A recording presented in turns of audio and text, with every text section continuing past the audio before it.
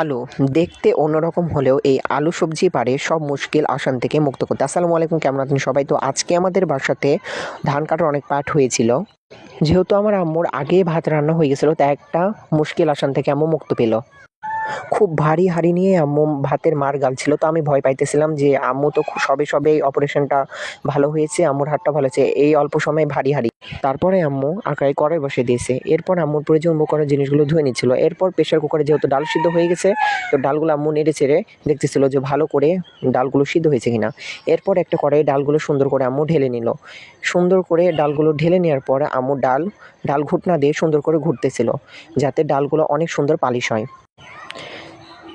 তো আলু আগে থেকে কেটে নেওয়া হয়েছিল, প্রেশার কুকারে দিয়ে দিল আম্মু, যত সিটি মারলেই হয়ে যায়। তারপরে আম্মু ডালের ভাজনা তোলার জন্য আগে থেকে কাঁচা মরিচ এবং কাঁচা পেঁয়াজ ভাজতেছিল। তো এদিকে এটা ভাজা ভাজা হতে আম্মু ডাল সম্বর ফোড়ন দিয়ে দিল তেজপাতা ফোড়ন। তো একসাথে এগুলো ভাজা ভাজা করতেছিল এবং ডাল ঘুটনা দিয়ে এটা সুন্দর করে ঘুটে দিচ্ছিল।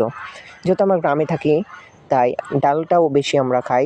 যেহেতু আমরা জানি মাছে ভাতে বাঙালি, হলেও আমাদের গ্রামের ডালটা বেশি চলে, তো আমরা ডালে ভাতে বাঙালি ভাই।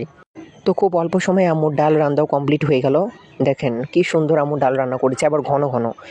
দেখতে মনে হচ্ছে কি সুন্দর, খেতে অনেক ভালো। তো আম্মু এদিকে থালা বাসনগুলো ধৌত করে নিচ্ছিল, যেহেতু আম্মুর কাজ কমপ্লিট। তো এদিকে এবার আলুর ভর্তাটা করার দায়িত্ব আমার।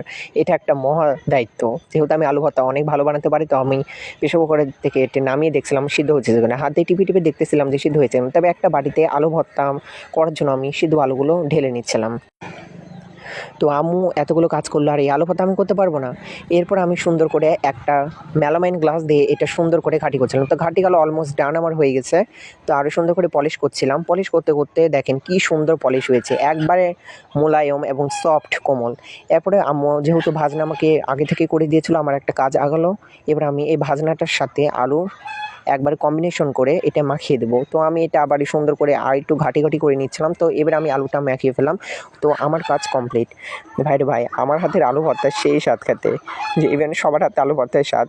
আলু ভর্তা করা তো আমার শেষ। এরপর চলে গেলাম আমি আমাদের পার্ট আসবে, তো পার্টের জন্য সব কিছু থালি গ্লাস একসাথে সিরিয়ালে রাখতে। যেহেতু আম্মুর রান্না শেষ, এরপর এই সবগুলো পরিবেশন আমি করলাম। তো কেমন লাগলো আমাকে জানাবেন।